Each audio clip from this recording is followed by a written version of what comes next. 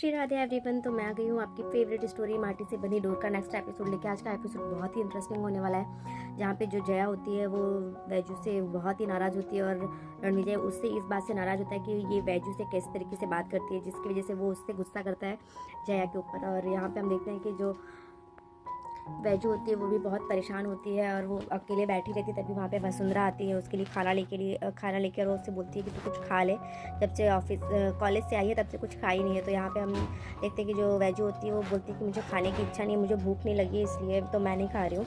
और मुझे जया से कोई नाराज़गी नहीं, क्योंकि जया जो है वो कही वो सही कही, पर मुझे राणा जी की बातों से नाराज़गी है। मतलब वो कैसे जया के साथ ट्रीट की, जया के साथ कैसी बातें कर रहे थे, उस तरीके से उसे इसलिए बुरा लग रहा था।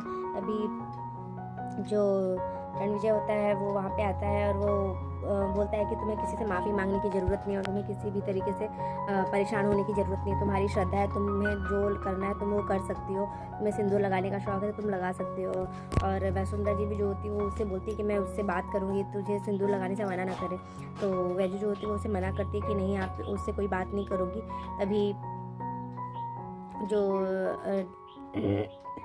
वैजू जो होती है वो उससे बोलती है कि नहीं, आप उससे कुछ भी ऐसे इस बारे में बात नहीं करेगी। तभी वहाँ पे जया जो होती है वो गुस्से में आती है और वो उसे बोलती है कि नहीं दीदी, अब आप शौक़ से सिंदूर लगाना, आपको बहुत शौक़ है ना सिंदूर लगाने का, तो आप एक काम कीजिए, जो मेरे पास सिंदूर पड़े हैं वो ले लीजिए और लगाइए। तो वो अपने पास पड़ी हुई सिंदूर की डिब्बी भी वैजू को दे देती है। तो वह जो वसुंधरा जी होती है वो बोलती है कि ऐसे क्या नहीं दिया जाता किसी को अपना सिंदूर। तो वो बोलती है कि नहीं माँ, इनको बहुत शौक़ है और रणविजय इनके लिए छुप छुप के सिंदूर लेके देता था, तो फिर उससे अच्छा है ये यही सिंदूर लेके लगाए।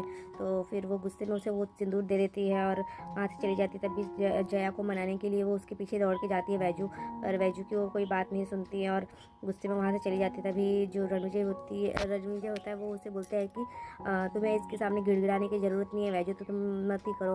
और जो रणविजय है वो उससे नाराज़ रहता है और तभी जो वैजू होती है वो उसे उसका सिंदूर का डिब्बा देने लगती है, पर वो उससे गुस्से में नहीं लेती है। और फिर जो वैजू होती है उसे बोलती है रणविजय से कि तुम लेके जाओ, अगर तुम मनाओगे तो वो शायद मान जाएगी। पर रणविजय उसकी बात नहीं सुनता और बोलता है कि वो कुछ बात करना नहीं चाहती और मुझे भी उसकी कोई बकवास सुनने की आदत नहीं, मूड नहीं है। और फिर वो गुस्से में वहाँ से चला जाता है। तभी जो वैजू होती है वो अपने कमरे में जाके भगवान से प्रार्थना करती है कि ये चीज़ें जिसका डर था मुझे वही, मैं जिससे डरती थी, मतलब मुझे इस बात का डर था कि किसी दिन अगर जया मुझसे नाराज़ हो गई तो मैं क्या करूँगी, और फिर वही हुआ, वो उससे नाराज़ हो जाती है और वो वहाँ से चली जाती है। तभी वो भगवान के सामने प्रे करते हुए वहीं पे ज़मीन पे सो जाती है। दूसरे दिन रणविजय भी जाके बाहर कहीं वो भी अकेला ही रहता है और यहाँ पे जया भी बहुत रोती रहती है, वो भी बहुत परेशान रहती है। मतलब उसके सारे सपने टूट रहे होते हैं, रणविजय के साथ जितने वो सपने देखी थी वो सब टूट जाते हैं। तो ये सब देख के पूरी फैमिली में मतलब बहुत ही सैड मोमेंट चल रहा था। तीनों की लाइफ में बहुत ही सैड हो गया था। सारी लाइफ में जो चीज़ें हो रही हैं उनके, वो लोग खुश नहीं हो पाते हैं।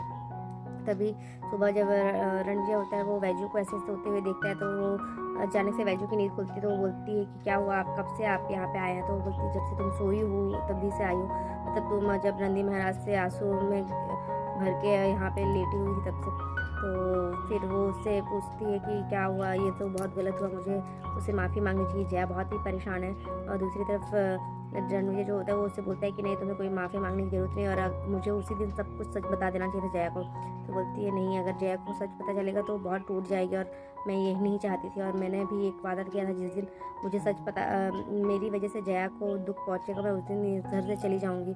तो बोलता है नहीं, मुझे नहीं जाने देना है तुम्हें। और रही बात, मैं तुमसे प्यार करता हूँ और जया से वो सिर्फ एक इन्फ्रेक्चुएशन था जो उस समय हो गया। तो बोलती है कि कोई भी पत्नी अपने पति को नहीं बांट सकती और नहीं उससे दूर रह सकती है। जया आप दोनों की शादी जो हुई थी वो एक दूसरे के मर्जी से हुई थी और हमारी तो बस ज़बरदस्ती शादी हुई थी। तो वो बोलता है कि हाँ, पर मुझे अब प्यार का एहसास समझ में आया है, मैं गलत था, मुझे पता चल गया है और ये बात जया को समझनी पड़ेगी, तो मैं जया को सच बताऊंगा। और वो वहाँ से चला जाता है जया को सच बताने। और दूसरी तरफ हम देखते हैं कि जो जया होती है वो भी सोई होती है, तो रणवीर उसे बताने के लिए जाता ही है। तभी जया उसे बोलती है कि मैं कल रात के लिए सॉरी बोलना चाहती हूँ और रणविजय भी उसको सॉरी बोलता है। फिर उसके बाद वो बोलते बोलती है उससे कि मेरे ख्याल से हम दोनों को एक कुछ समय के लिए ब्रेक ले लेना चाहिए।